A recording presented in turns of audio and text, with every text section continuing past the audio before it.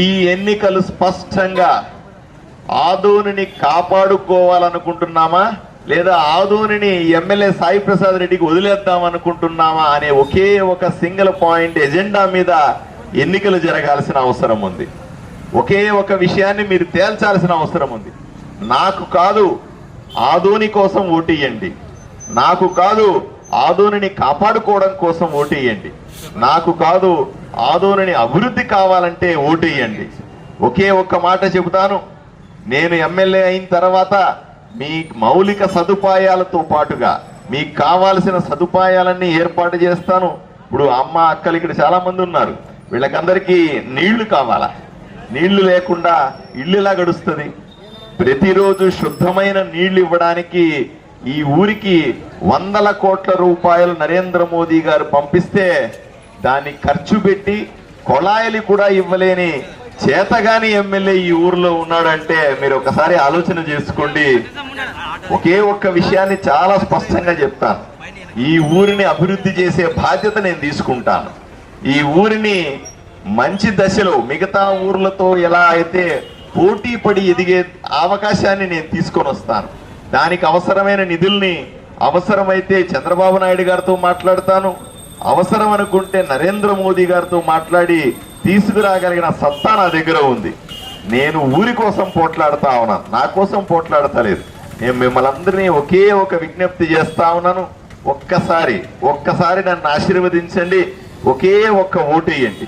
ఇప్పటికీ ఎంతో మందికి ఓట్లు వేశారు, ఎంతో మందిని ఎమ్మెల్యేలు చేశారు, ఎంతో మందిని ఎంపీలు చేశారు. అయ్యా ఒకసారి కాదు, 2 సార్లు కాదు, 3 సార్లు మీరు ఓట్లేసి గెలిపించినటువంటి ఎమ్మెల్యే సాయి ప్రసాద్ రెడ్డి మిమ్మల్ని మోసం చేసినాడు, మిమ్మల్ని దగా చేసినాడు. మీకు రావాల్సిన డబ్బులన్నింటినీ కూడా ప్రభుత్వం నుంచి అవన్నీ కూడా మధ్యలో ఉండి కొట్టేసినాడు. ఇవన్నీ కూడా మీరు అర్థం చేసుకుని ఒక్కసారి నాకు అవకాశం ఇవ్వాల్సిందిగా 2 చేతులు ఎత్తి వేడుకుంటా ఉన్నాను. నమస్కారం. మీకందరికీ కూడా సైకిల్ గుర్తుకు ఓటేయడం అలవాటై ఉంటుంది, కాకపోతే నాకు ఓటేయాల్సిన సందర్భంలో మీరు కమలం గుర్తు మీద ఓటేయాల్సి ఉంటుంది. నా గుర్తు కమలం గుర్తు. ఈసారి ఎన్నికల్లో మీకు 2 ఓట్లు ఉంటాయి, 2 మిషన్లు ఉంటాయి. ఒక మిషన్లో కమలం పువ్వు గుర్తు. అదేవిధంగా నేను చాలా చోట్ల చూస్తా ఉన్నా, డ్రైనేజీకి సంబంధించిన సమస్యలు మురిగిపోయి మనకు దుర్గంధం, దాన్ని క్లీన్ చేయకపోవడం, రోడ్లు సరిగా లేకపోవడం, కొన్ని ప్రాంతాల్లో మరుగుదొడ్లు లేకపోవడం, ట్రాఫిక్ సమస్యలు.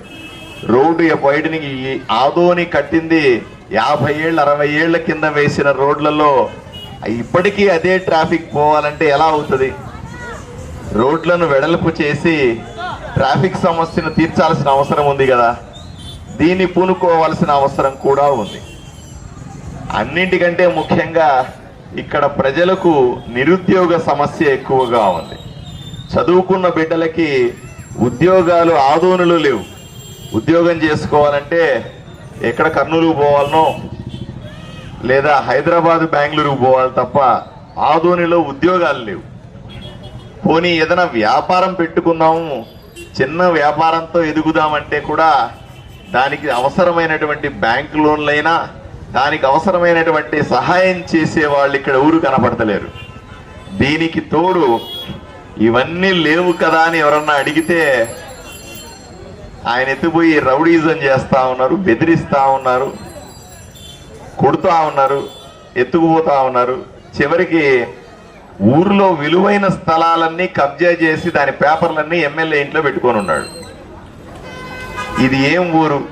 ఈ ఊర్లో బతకడానికి ఎమ్మెల్యే పర్మిషన్ తప్పనిసరిలాగా తయారైన పరిస్థితులు ఉన్నాయి. దీన్ని ప్రజలందరూ కూడా ఆలోచన చేసుకోవాలి. అయ్యా ఈ రకంగా నిర్బంధ జీవితం, అన్ని పనులు కూడా ఎమ్మెల్యే సాయి ప్రసాద్ రెడ్డికి నచ్చినట్లే బతకాలంటే 2,50,000 మంది ఎలా బతుకుతారు? మొత్తం మీకు మళ్ళీ చెప్తా ఉన్నా,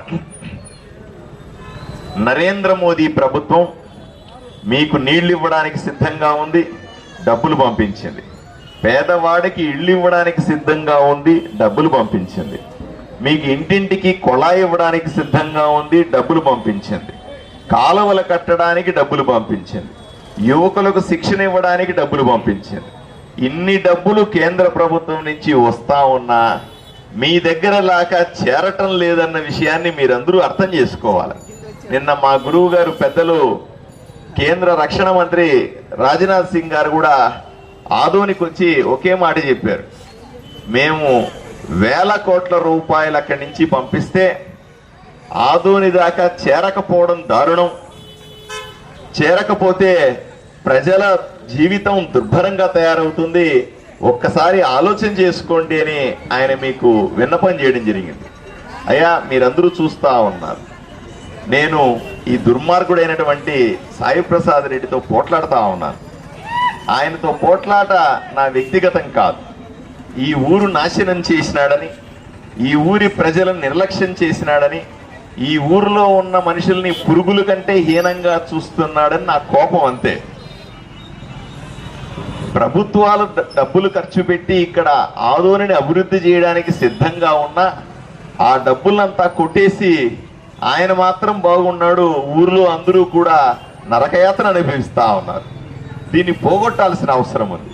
అందువల్లే మూడు పార్టీలు కలిసి, ఒకవైపున తెలుగుదేశం, ఒకవైపున జనసేన, మూడో వైపున భారతీయ జనతా పార్టీ, మూడు కలిపి ఉమ్మడి అభ్యర్థిగా నన్ను భారతీయ జనతా పార్టీ కమలం గుర్తు మీద నన్ను నిలబెట్టినాయి.